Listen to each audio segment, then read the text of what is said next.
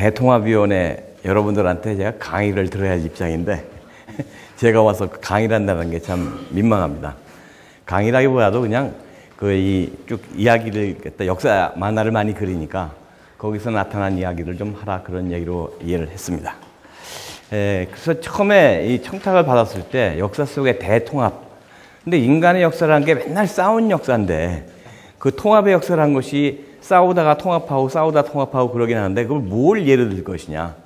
그래서 고민 끝에 이 역사에서 일어났던, 우리 최근세에서 일어났던 가장 지독한 대분열을 먼저 말씀드리고, 대분열부터 말씀드리고, 그 다음에 통합을 어떻게 했는가 하는 한 예를 들어서 말씀을 드리고 하겠습니다. 근데 보면은 여러분들 잘 아시는 얘기예요. 이건 하도 인구의 회자가 돼가지고 1894년에 일어났던 이 알프레드 드레피스 사건은 우리 그 서구 사회에서, 근대에서 최고의 스캔들, 최악의 스캔들이었고, 그리고 한 나라의 국론이 이렇게 산산조각으로 갈라졌던 적이 없습니다. 이런 분열에는 엄청나게 많은 그런 배경이 있는데, 여기 보십시오. 여기 앉아있는 이 사람은 이제 알프레드 드레피스라는 사람인데, 이 사건이 일어났던 이 시대가 1894년입니다. 1894년이라면은 1871년에 독일이 통일이 되고 1870년에 독일하고 프랑스하고 전쟁을 해가지고 최초로 나폴레옹 3세라고 하는 그 프랑스 황제가 독일 비스마르크한테 포로로 잡히는 그런 수치를 당합니다.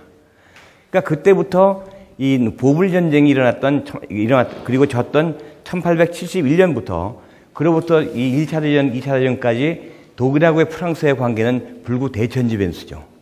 그건 짐작하실 수 있을 겁니다. 그 다음에 당시에는 1890년대 말이면은 어떤 사람들이 그 프랑스의 경제권을 다 잡고 있었느냐. 그 나치 시대 때 왜 유대인을 죽였겠습니까? 그때 독일에서는 거의 5%의 독일인이 거의 30-40%의 독일의 부를 독점하고 있었거든요. 그래서 어쨌든 간에 그런 핑계였지만 이 당시에 프랑스도 마찬가지로 유대인들이 가지고 있는 부라는 것이 너무 엄청났기 때문에 바로 그 유대인에 대한 엔티세미티즘, 반유대주의가 하늘을 찌르고 있을 때였습니다. 그렇다면은 이 시대적 환경을 볼 때 첫째로는 지독한 반유대주의, 그 다음에 지독한 반독일주의, 그 다음에 이제 사회주의 세력, 진보주의 세력, 수구주의 세력, 이런 하여튼 모든 그 다음에 기독교 세력, 반기독교 세력 할 것 없이 여러 개의 그 사회에 분열된 그런 이념들이 서로 다투고 있다가 드디어 이제 이 사건이 이 알프레드 드레피스라는 사건으로 터지는데, 이 사건이라는 게 간단합니다.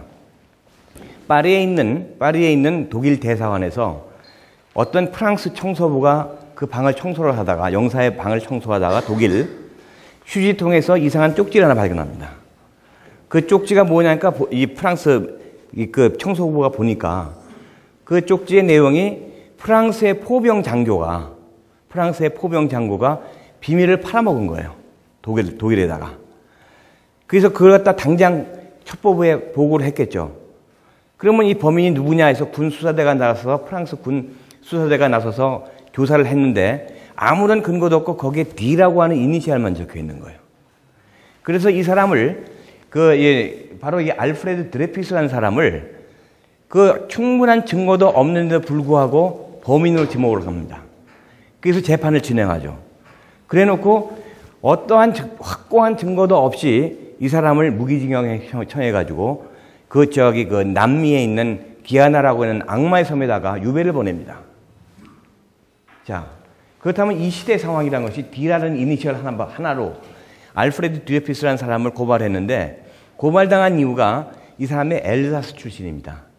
엘자스라는 것은 잘 아시다시피 알퐁스 소대의 마지막 소배에 나오는 그 동네였죠.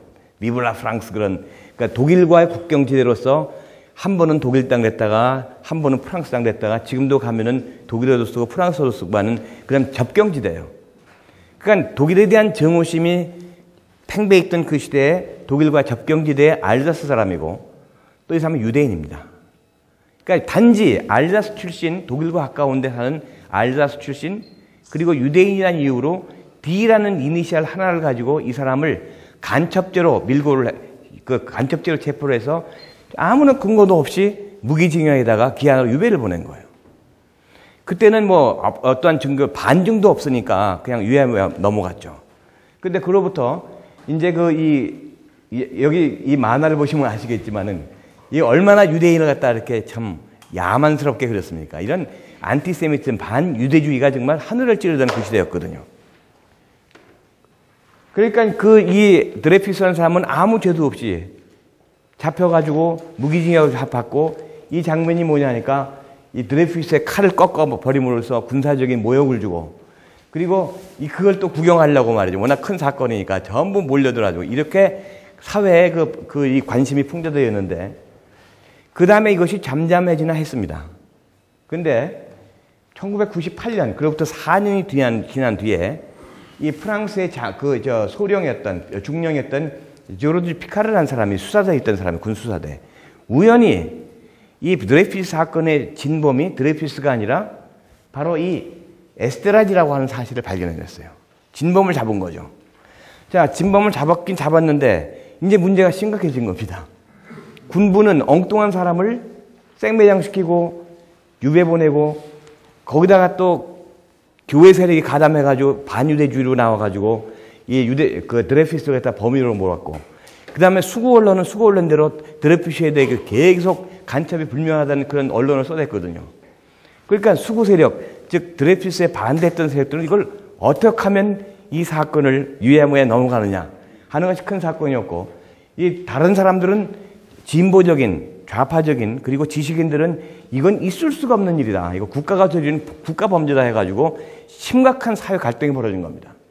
근데 이제 바로 조르주 피카르 중령이 이 진범을 찾아냈는데 군부에서 어떠한 결정을 내리냐면은 정말 뜻밖의 결정을 내립니다. 어떤 결정을 내리냐면은 이 곤경에 처하니까 피카르 중령의 고발은 묵살되고 진범은 무죄 석방된 다음에 고발한 피카르 중령은 오히려 군사기밀 누설죄로 이게 체포가 됩니다. 이런 식으로 그러니까 완전히 진실을 호도하고 완전히 뒤엎어버린 그런 것에 대해서 이러한 그 사건이 벌어진데 이것이 또 이렇게 덮었으면 되는데 어떤 신문 기자가 우연하게 이 서류를 본 거예요. 재판 기록을. 그래가지고 이걸 확 까발려버린 겁니다. 까발리면서 이 프랑스 사회가 완전히 둘로 갈라져 버립니다. 반드레피스파, 친드레피스파. 그러니까 거의 국민이 3천만 명이면 완벽하게 3천만 명이 전부 갈라져 버린 거예요. 아마 전 인류 역사에서 온 국민의 견해가 이렇게 양분된 그런 경우가 없다는 얘기죠. 지금 우리의 경우하고는 이건 잽도 안 되는 그런 심각한 상황이 벌어집니다. 그러니까 그 해에 에밀 졸라 아시죠? 유명한 작가인데 에밀 졸라가 이 오로라라는 뜻이죠. 오로라라는 일간지에다가 자퀴스 나는 고발한다 라는 제목으로 프랑스 대통령에게 대한 공개 서한 형식으로 이 진상을 까발려버립니다. 이렇게 인해가지고 전체 프랑스는 친드레피스파, 반드레피스파로 완전히 쫙 갈라져가지고 이제 도저히 봉합이 불가능한 상황으로 이렇게 심각한 그 분열이 벌어지는 거죠. 자, 심지어는 에밀 조라는 그 기사를 썼다고 해가지고 군사법정 모독죄, 중상모략죄를 해가지고 1년 징역을 받고 이게 말이 됩니까? 그래가지고 영국으로 도망가가지고 항소 중에 도망갔다가 1년 뒤에 귀국하죠. 여기 파리 시민들이 에밀 졸라를 공격합니다. 진실은 덮이고 위선과 거짓이 이렇게 완전히 사회를 뒤덮은 그러면서도 이것은 진실이냐 아니냐가 문제가 아니라 이것이 보수 세력과 진보 세력의 기싸움으로 바뀐 거예요. 그러다 보니까 같은 형제 사이, 자매 사이, 스승과 제자 사이에도 진보 세력이 있고 또 보수 세력이 있을 거 아닙니까? 가족 안에도. 그래서 재미있는 것이 여기 이 당시에 프랑스에 있는 그 신문의 풍자 만화입니다. 여기 사람들이 모여가지고 첫 번째 장면은 가족들이 아주 다정하게 저녁 식사를 시작했는데 아버지가 그럽니다. 야, 오늘은 드레피스 얘기하지 말자. 그러니까는 그 밑에 장면이 오늘 또 드레피스 얘기 나왔잖아. 그러니까 온 집안이 난장판이 된 거예요. 그만큼 드레피스 얘기만 나오면은 장소 시간을 가리지 않고 그 사회가 풍주의 박산이 난다는 얘기입니다. 이때 그 프랑스의 사회 분열상은 정말 이건 우리가 상상을 초월하는 그런 엄청난 분열이었습니다.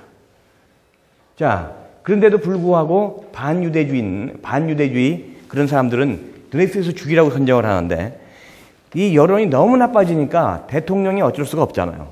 그래서 대통령이 결단을 내려가지고 다시 재심을 합니다. 재심을 하는데 중요한 것은 드레이피스가 무죄가 아니라 10년 감형이 돼요. 아무 죄도 없는 사람인데 10년 감형이 되고 계속해서 그 감옥에 들어가 있는데 그때 이제 드레이피스에 대해서 대통령이 이 사면을 허용을 해가지고 이 사람은 감옥에서 석방이 되죠. 그래서 그 사이에 이 죄가 없는 드레이피스인데도 불구하고 군중들은 화형식까지 벌리면서 그러니까 그 당시 사회가 어느 정도든지 상상이 가실 겁니다. 아마. 이게 이 사회를 봉합한다는 것이 지금 우리 사회하고는 잽도 안 되는 그 심각한 단계라는 이야기죠. 근데 그 다음에 1906년에 가서야 사건이 벌어진 지 12년이 지난 뒤에야 무죄 사면 선고가 돼서 이 사진이 지금 드레이피스가 그 중령으로, 소령으로 다시 복권돼 가지고 군부에 복귀하고 그 다음에 1차 대전에 참전하고 레드성 도너리 훈장도 받고 1930년에 별세를 했는데 그 외에도 끝까지 프랑스 정부가 사과를 안 했습니다. 이런 사건이라면 정부 차원에서 야, 우리가 오판을 했다. 그러니까 우리는 참 잘못했다. 다시는 이런 일을 벌이지 말자.